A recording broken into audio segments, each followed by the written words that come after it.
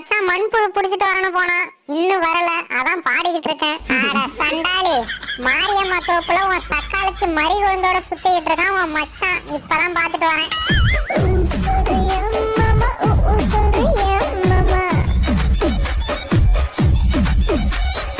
என்னடி சொல்ற?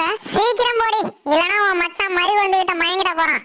ஏண்டா மண்புழு பிடிக்க போறானு மறிகொழுந்த பிடிக்க போயிருக்க? இந்த வரண்டாயிரா. Few minutes later. நீ மண்புழு பிடிக்க போன எங்கடா? கேட்க மறந்துட்டேன். மண்புழு கிடைக்கலடி. ஏண்டா மண்புழுவை தேடி போறானு மறிகொழுந்து கூட மஜா பண்ணிட்டு இருக்க. நில்லுறாங்க. தெரியாம